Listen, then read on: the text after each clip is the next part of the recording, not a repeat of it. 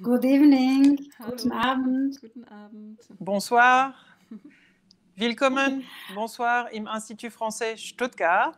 Ich freue mich, Sie virtuell heute zu empfangen für die Eröffnung der Ausstellung der Karlsruher Künstlerin Hannah Cooke, die heute eigentlich auch als Moderatorin für diese Eröffnung wirken wird. Es ist die erste Ausstellung in der langjährigen Reihe Retour de Paris, die wir seit Paris zeigen. Und wir sind sehr, sehr erfreut, dass Hannah Cooke sich wirklich für ihre Präsentation ein Konzept für unsere Vitrine überlegt hat, wie sie ihre Arbeit zeigen kann. Denn wie Sie es vielleicht jetzt im Laufe der Zeit wahrnehmen werden, das Institut liegt wirklich im Herzen Stuttgarts. Und wir haben eine lange Vitrine und das ist das Schöne in dieser Pandemiezeit, dass die Arbeiten noch von außen zu sehen sein werden und dies noch bis 26. März. Die Ausstellung wird ermöglicht und da muss ich ganz herzlich danken, das Ministerium für Wissenschaft, Forschung und Kunst Baden-Württemberg, der die Reihe Retour de Paris fördert, die auch die Künstler in Paris in den Ateliers in der Cité des Arts einlädt.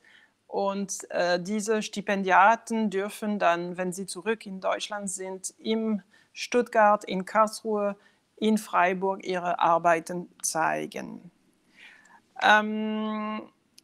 Ich bin schon soweit. Ich übergebe schon das Wort an die Künstlerin Hannah Cooke und an die freie Kuratorin Didem Yazici, die uns einfach mehr über die Arbeiten sagen wird und ja, in den 20 nächsten Minuten durch die Ausstellung führen wird. Vielen Dank und schönen Abend. Dankeschön. Dankeschön. Vielen Dank. Johanne Mazeau-Schmid. Here I'm going to switch the language because we will have people from different parts of the world who are watching us. And thank you again for the introduction. And of course, the team of Institut Français in Stuttgart. And of course, more importantly, to the artist, Hannah Cooke. This is the reason why we are online at the moment for her exhibition. Thank you for having me on board. Yeah, thank you for joining the team, Didem. Pleasure. So tonight we try to give a feeling of an exhibition opening as much as we can through conversations and also through video documentations and a virtual tour through the exhibition. Before we look at the exhibition, I would like to speak with Hannah Cooke about the exhibition. I would like to remind everyone that Hannah Cooke did this exhibition based on her residency in Cité des Arts, Paris. And it was a quite unusual time to be in an artist residency in spring 2020, when the pandemic was at the peak moment. And despite all these limitations, Hannah, you managed to make this exhibition and create at least 2 artworks that we will see tonight. And you even planned to make an outdoor exhibition during the pandemic in Paris, collectively with the other artists who had the residency in Cité des Arts. But then it became a collective performance, which we will also see later on tonight. So tonight we will see 2 video. To give an introduction also, tonight we will see 2 video pieces. One is the exhibition experience, exhibition tour, and the second will be the performance. So Hannah, please tell us how was it for you to be in an artist residency during pandemic for you and your family? And perhaps you can also tell us how you turned these limitations into something productive. Yeah, thank you, Didem, for this nice introduction. So the Cité residency was actually my first residency ever, and also being in France half a year was quite interesting for me. I was there with my family, so that's also different if you go there when you're single and all by your own. So there were many conditions which were kind of special for an art residency. But of course, the lockdown was very an up and down, I would say. So it was quite good that we were in this system, or we had this great frame of the Cité where we were able to meet in the parking lot with the other residents. But of course, there were conditions where we couldn't do our exhibition, which we planned to do outside in front of the Cité in this book box. So we weren't allowed to go outside of the Cité for more than 1 hour. And so, yeah, it was impossible to do an exhibition altogether. But nevertheless, we tried to find a way to express ourselves. So that's why we came up with the exhibition, or not exhibition, but the performance circle of influence, where we draw the circles in the parking lot of the Cité. I think it's quite extraordinary that we were able to work in a collective under the very strict lockdown conditions. So it was very tough, but also good that we were in this institution together. So we were able to do something together, and meet each other in the parking lot. Mm. Yeah. No, it sounds like that it was a quite paradoxical situation. Paris, to live in the city, to create, to get inspired, and then all of a sudden you are in a situation that you can't even visit other residency artists' studio because it's not okay, which is of course absolutely reasonable. What I would like to add is that although these limitations, this parking lot situation gave a possibility to meet all of you, but I also remember when we spoke earlier, you really described well around where the Cité des Arts, the location, it's in downtown, and it's just by the river. And then you were telling me how the homeless people were actually allowed to sleep in front of the institution, and this book boxes. I think it's a very also specific to Paris. These wooden platforms. So I'm very amazed how you were inspired these elements that are surrounded in the residency, because it became kind of like a little universe. Yeah, absolutely. It became a little universe. So you go into the Cité all the time, you go past these book boxes, which are very pretty and unusual and very specific for Paris. So you see them all over the River Seine on the river wall. And there they sell books and antiques and paintings. And so first we wanted to do an exhibition in Cité buildings. First we wanted to do it in the Villa Radé, which is a real big, beautiful villa in Paris. And then they said we couldn't have it because it's somehow too difficult or booked out or whatever. And so Cité didn't allow us to exhibit in any places they own. And didn't make it possible to have an exhibition in Paris in their rooms. So we decided, okay, then we do it on our own. And we were in love with these book boxes. So we thought, okay, we go there, have the book box, and have an exhibition inside of the book box. So it wasn't possible to rent one of the book boxes because it's run by the city of Paris and there's a long waiting list for people. And so it wasn't possible to do it in an original book box, and then we decided, okay, then we build our own book box. Yeah, so we built our own book box and planned the whole exhibition, that we have a group exhibition first, and then every week we have a solo exhibition, and everyone can join for the openings. And then we noticed, okay, the pandemic is also touching us. Now it's coming also to Paris or Germany, to Europe. And we were already expecting that there will be some way of restriction to it, that we can't move as free as we would like to, and that the exhibition could be in danger. So we knew that Macron will give a talk or a speech this night, or the night, I don't know, the day after. So we knew somehow there will be the restrictions open to public.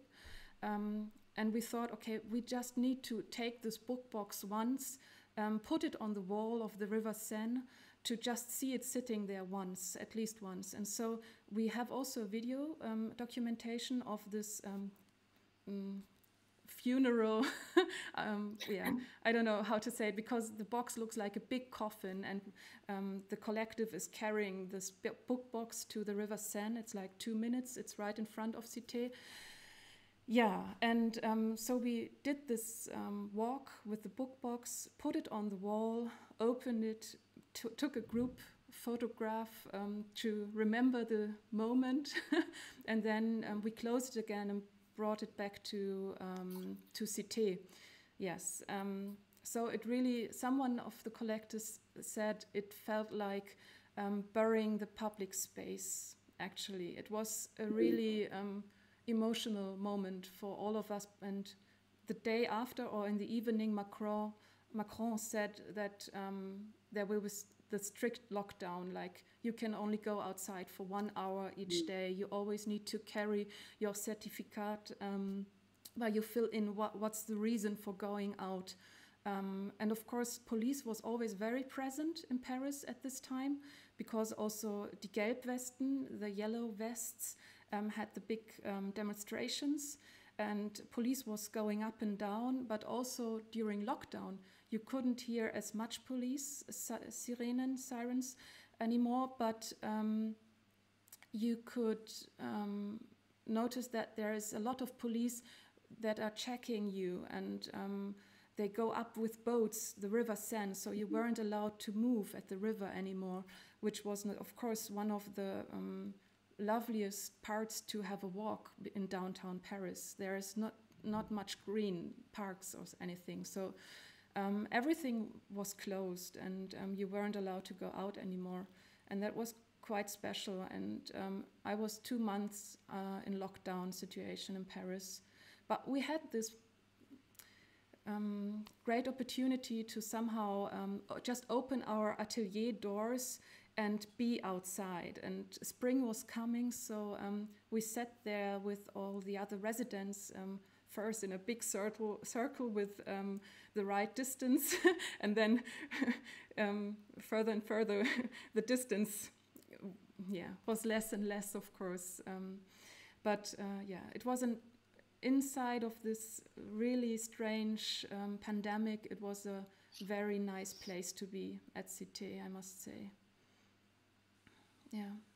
Thank you, Hannah. What I really like is that you often spoke as we, and I think this is very interesting because you were there as an individual artist with your family, and then this whole institutional limitations and all that, it really turned into a very process-based work. But before speaking more, now that it's also 6:15, I would like to now invite everyone to walk into the exhibition, at least digitally with us, to look at the works of Hannah Cooke, and that you will also hear then me voicing the text that I wrote, inspired by Hannah's work. And then we will continue speaking, and then we will see the performance video.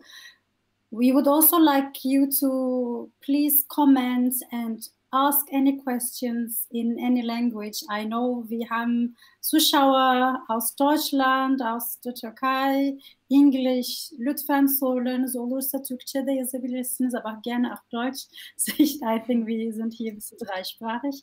So Facebook'a yorum yazabilirsiniz. You can leave your comments on Facebook. So let's look at the exhibition. Thank you, Didem. Okay, 1 second.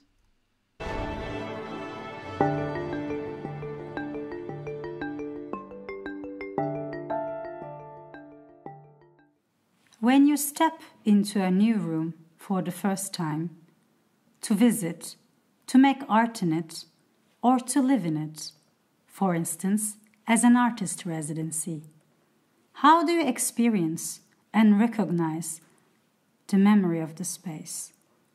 Can a space be neutral? Can an institution be transparent? What faces did the walls and curtains of this old room see before the artist came in here? Were these faces tired, angry, joyful, or excited? In her poem, The Hill We Climb, the poet Amanda Gorman made a powerful statement. She wrote, "For a while, we have our eyes on the future. History has its eyes on us." Hannah Cooke lived in downtown Paris in an artist studio for 6 months and began to think with the spirit and the life experiences of the space. The history of the space had its eyes on her. First, she began to look at the curtain that were covering the high windows. Then she took it down, washed it, not to wash away the dirt of the past, but to give a new life to it.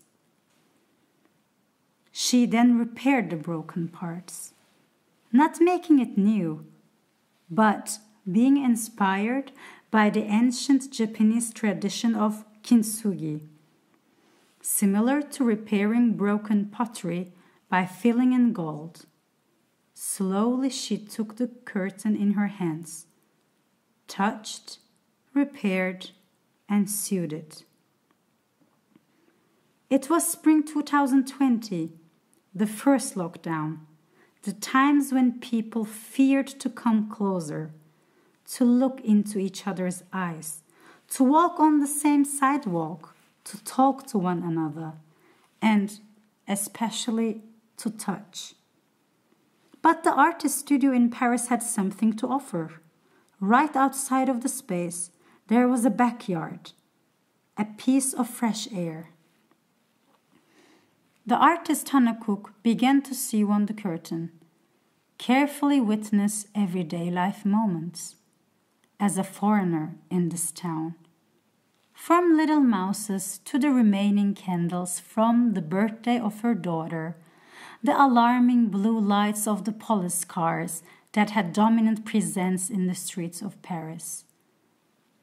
The curtain became a mind map, a diary, a poetry of contradictions, and simplicity of everyday life and its politics.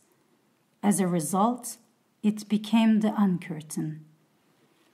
At the same time, the curtain opened another window, a window for genuine collectivity, which led to another piece of artwork that began with an exhibition idea, transformed into an installation of a book box, and an intervention in public space in the shape of a botanist box, then found its final shape as a collective performance, and now continues its life as a video piece, Circle of Influence.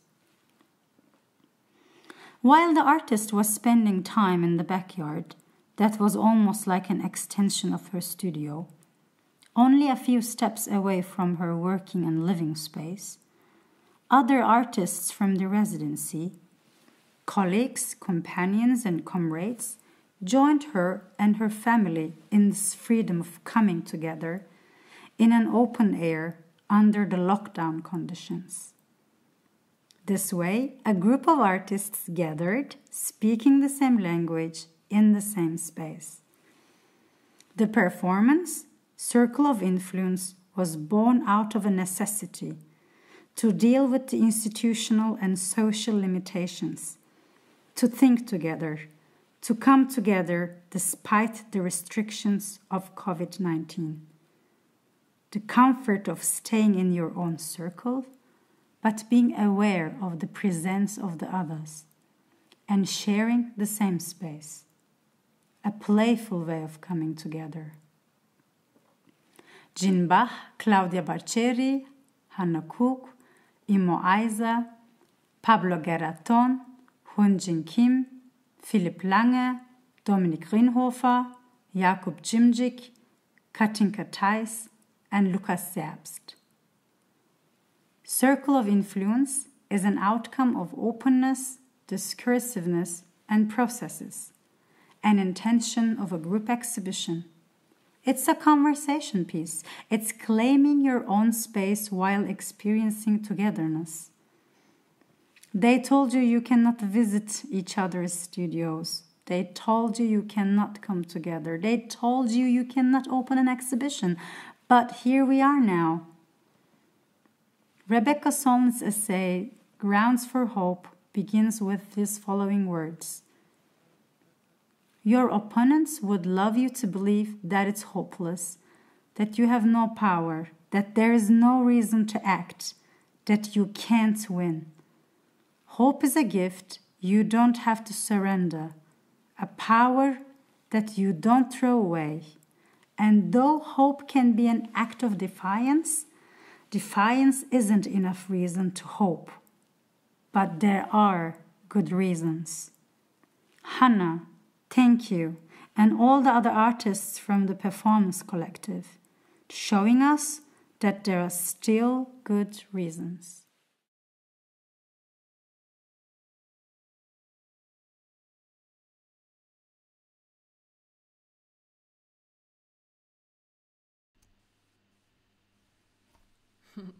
So. Yes, so this was our modest attempt to provide everyone an exhibition experience.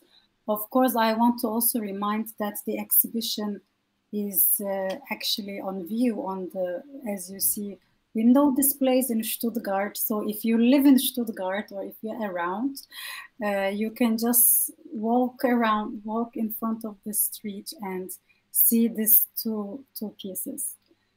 Hannah, Yes. I have few more questions that I would love to hear from you about these works. But first of all, maybe the idea about the video, because it is a challenge. There is the pandemic.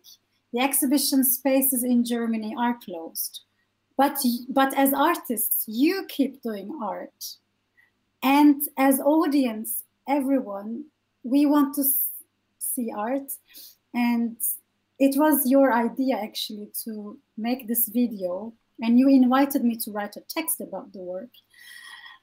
And also to give a talk, and then there was the decision of making this video. So can you tell us about this decision-making process? Yeah, so this Retour de Paris exhibition is for everyone who went to Paris. And of course, usually the exhibition takes place when you get back to Germany, like half a year later. But with COVID-19, it wasn't able to do the exhibition right away. But it was like 1 year later now. So yeah, last year at this time I was in Paris. So it was already delayed, and I didn't want to move the exhibition any further from my Paris stay. So because the work responds to COVID-19 and lockdown conditions and everything. So I really wanted to do the exhibition despite the restrictions right now, so that you can't really have an exhibition where people can join and can come together. So that was quite fortunate that the Institute Française in Stuttgart have these great windows where you can look inside and have this huge displays. And of course, with my curtain, it belongs inside of a window. So somehow it fits quite well for me.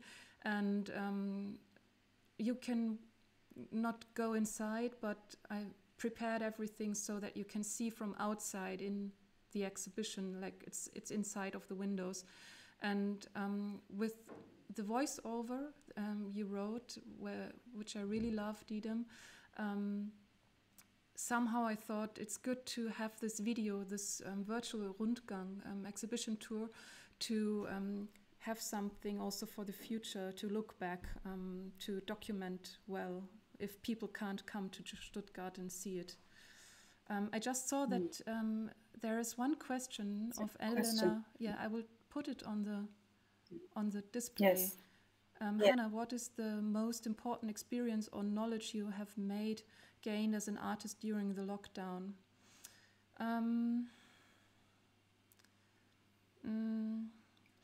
I think especially being inside of this residency, it was being in discourse and discussion with other artists. I think that was like to reflect also on the certain conditions, and I mean, you always hear you have to do the best out and you will experience new ways, and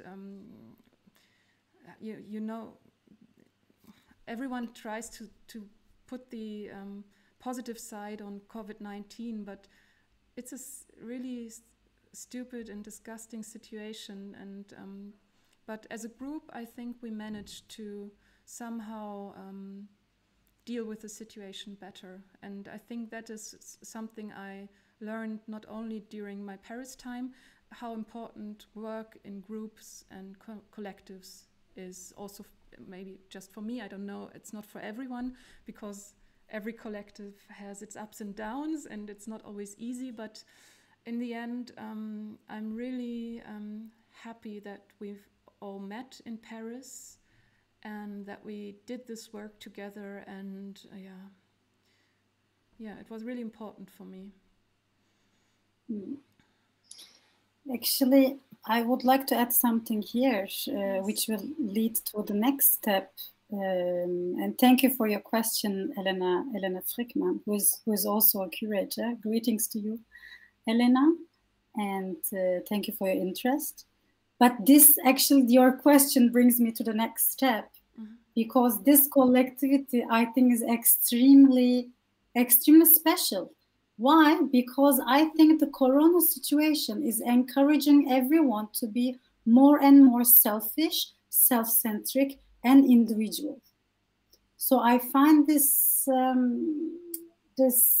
like how you dealt with the situation, this with limitations, with not being able to visit each other's studio, and of course you were in a privileged situation also, because most of the artists didn't have any exhibition, didn't have any residency too. Yes. And this in a residue situation, I want to highlight, it's not really common to come together and make a collective work. Also, the contemporary condition is encouraging individuality. So can you speak more, Hannah, about this collective moment? How it came together, and your dinners. I imagine you had dinners, and when the weather allowed you. Yeah, so first, of course, I went to Paris in November, so the weather was awful and I didn't know anybody.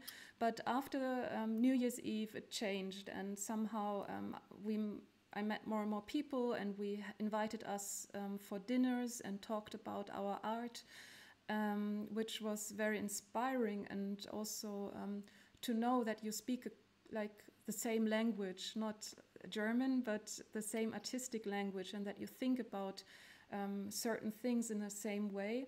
That was quite important for me. And I mean, I worked in a lot of collectives. I worked in a feminist collective and with other people together in different ways. And somehow, for me, it always comes naturally. I can't really tell why, but I think I would like to see this ego genius type of artist to fall. Of course, now my name is also big outside on the window, but I don't know, somehow I want to have this changed, actually, to be more collective, because I think that certain things can be done only when you work together and you have more power. And I think, of course, all of us who were there in the residency worked on their own projects, but I think for all of us it was really important to work as a collective, to think about the situation and do something with it. There is another question. I put it on the monitor, Didem. Maybe you can read it. Yes, this is from Turkey, coming from Turkey. Hanna, sanatsal yaratıcılığınızı tetikleyen en önemli unsurlarınız nelerdir? Örneğin bir işinizi. So the question is, what inspires you as an artist in general? What are the things that triggers you? For example, can a poem be inspiration for you? I would say yes, everything could be, but I think most important for me is the things that annoy me in daily life, like a situation where I think it can't be true that it is that way. So I have one work where I'm really annoyed about how mother artists are perceived in the art world, so that it's also as macho as the rest of the world. There were like crazy comments of female artists that you can't be an artist and a mother at the same time. And this was, so it was a comment by Marina Abramovic and Tracy Emin. And I read this having my 8-month-old Ada, my daughter, and I was so annoyed that I had to do something about it. And so I made this video work, Ada versus, which you can see a snippet on my website, just to have a statement against certain structures in the art world. I think that from my further works, that was always a big topic, to somehow the hierarchy and the of the art world, like certain structures I really want to tease a little and annoy a little, and yeah, I hope I could answer your question. Yes, yeah. Thank you, Hanna. I wonder if I should translate into Turkish. So Türkçe'ye çevirmemi isterseniz cevabı lütfen yazın. Kısaca çevirebilirim Türkçe'ye. So I could do a brief translation to Turkish if needed for the answer. But this is of course, I think, as an artist, the topics, that the social issues that triggers you, or yes, to read something that is annoying, and that is I think when you're in the situation as an even individual, and that you feel that deep down there is something not right about this, or I don't quite agree with that, and I think there is a moment to perhaps a certain creativity which comes from you. I think this is actually very touching, that you had your daughter with you when you're reading this, and of course it's quite and this is coming from a quite a patriarchal structure. Yeah. We have been also speaking about this recently, like how women, to survive in the outer world meaning school, meaning working environment, public space, in order to survive, I think that the women are programmed to think like a man, to act like a man, to be like a man. And this is misunderstood as being strong, as being powerful, to associate this rejection of your womanhood or rejection of your inner self, because you can be a transsexual, and so you can be anything, but the rejection of this to cut, no, I can't be a mother because I'm an artist, or I cannot be a mother because I have to keep making exhibition. This kind of limitation is actually very oppressive, and as long as you participate in it, I don't think this is encouraging feminism. Also, this is almost deconstructive. So I would also like to encourage everyone who's watching us at the moment, please go on Hannah Cooke's website and please look at her beautiful works where she's dealing with Tracy Emin and Marina Abramovic's statements. I really like the witness on your work. But I also want to mention about Atto Black. You can also, there is a group called Atto Black, and you can, if you like to also support and buy a piece of an artwork from Hannah, you can go to the website of Atto Black. You can perhaps tell more about Atto Black, Hannah, also how it functions. So Atto.black is the website, and it formed out of HFG, so Hochschule für Gestaltung Karlsruhe. Norina Quinte is like the brain of Atto, I would say, who started the whole thing, and she wanted to also change like the gallery system or how you purchase or perceive art, and so they started this platform where you can discover a new artist and also buy or support their work, and it works a little like a gallery, but on a very transparent and eye-to-eye level. So that's what I really like, and that's why I also joined Atto Black, to have another platform where I can show my art. But always when we talk together, what work we will put on the platform, it's always on a very on eye level. I really like it. It's not like the usual gallery commercial system, where everything is very intransparent, and that's what I like about Atto. Yeah. Anna, I have a last question. Yes. And then we can watch the video performance. Mm-hmm. But you said something very interesting.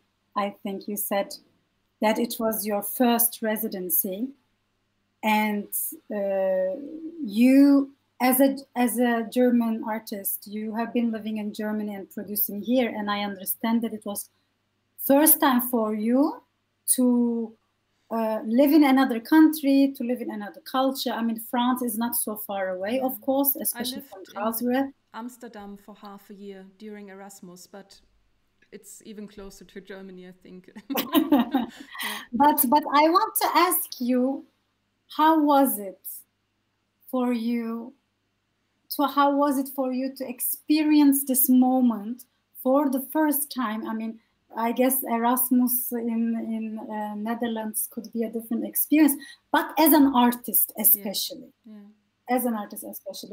to be a foreigner all of a sudden, plötzlich Ausländer, I guess. I think, like how did it? I think that this experience is also bound to my being there with my family, because when I would have come there single and joined the Cité, I would be in this whole Cité bubble, and I wouldn't have had contact to to, how do you say, Beamte, Mm-hmm. so to the city. So, for example, I needed to find childcare, so I went to the Rathaus council. Is it council? Yeah, and it's totally different if you are a foreigner and have to deal with the structures, the state structures, and don't speak the language, but have to somehow find your way to get there where you want to get. And I think if you go to Cité as single and you're in this bubble, you're always easy to, in this art world, everyone speaks English. So even in France, where you always have this cliche of that they won't talk English, it's not true anymore. Especially in the art world, everyone talks English. So I think it's not... it's a difference if you go there with a family and have to organize and live your life as a family in a new city where you don't speak the language. Yeah, my public servants, I was just told. Ja. Birgit Reich hat noch einen Kommentar. Reacting to your answer, don't you sometimes feel tired that circumstances always force you again and again to react on the refusal and energies against you as a representation of the artist type you want to be, female, conceptual, and now it's gone. And a mother. And a mother. Yes, of course, I feel tired. Of course, but I think if things need to, if you want things to change, then you have to somehow discuss them over and over again, and the system is not yet the way I want it to be. So of course, I don't know, somehow it's tiring and annoying, but also it gives me more futter. It also Reibungsfläche. Sometimes you need an opponent to do work, and you need to struggle. I hate this image of the struggling artist to do good work, but somehow there's also truth in it. Yes, if everything would be sunny sunshine, then I think art wouldn't be that interesting, maybe. It would be beautiful, but probably not that interesting.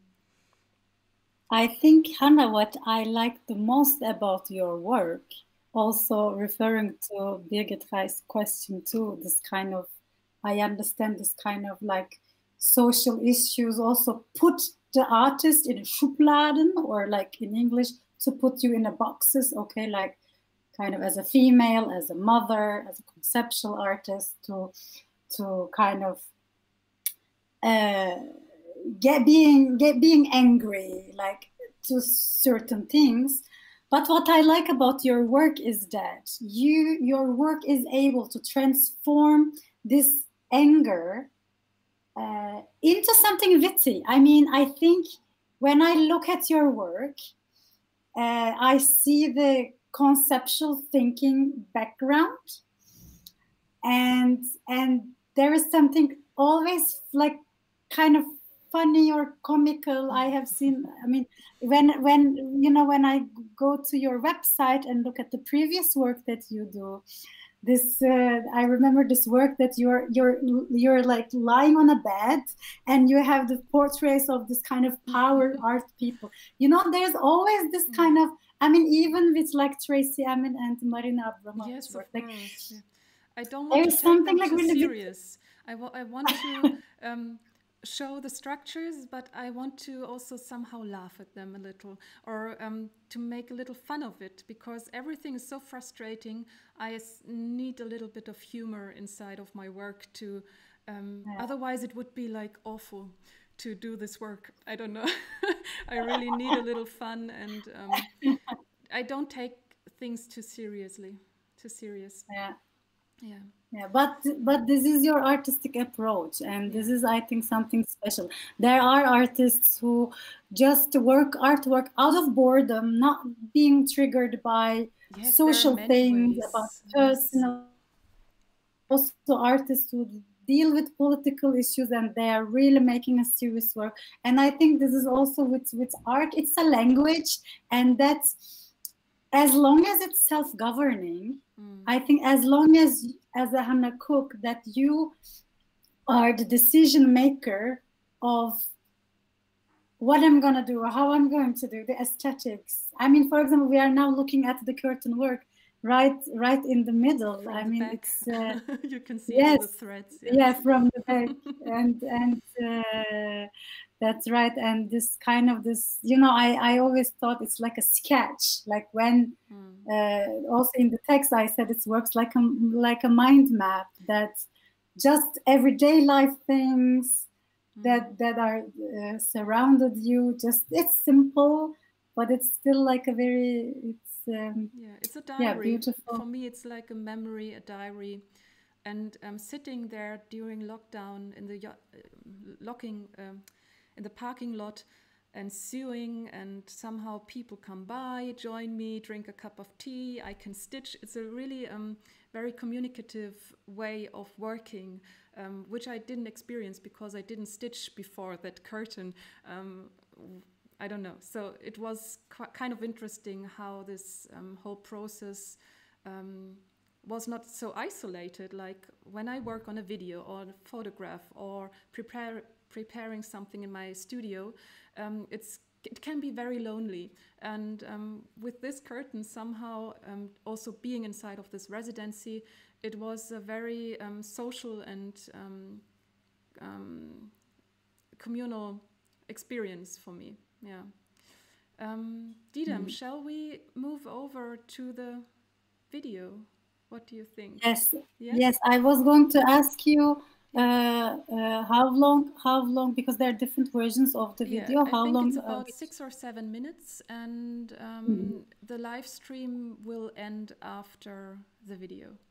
So okay, maybe we say thank you right now for joining our live stream, that you participated, and also for the questions you gave. And thank you, Didem, very much for your support, and yes, for everything you've done for this exhibition. Pleasure, Hannah. And also, of pleasure course, always. Thank you to the Institute and Johanne and Mathilde, who supported me for the exhibition.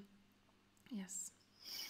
Yes, thank you, Hannah. Without you, without the artist, we wouldn't be here. And of course, thank you also, everyone watching us at the moment. And of course, if you have any questions after watching the video piece, also please comment under Facebook so we can continue the conversation at least.